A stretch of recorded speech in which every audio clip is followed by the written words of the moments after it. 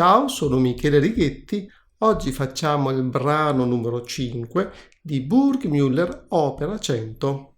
Si tratta di un moderato in tonalità di Fa maggiore.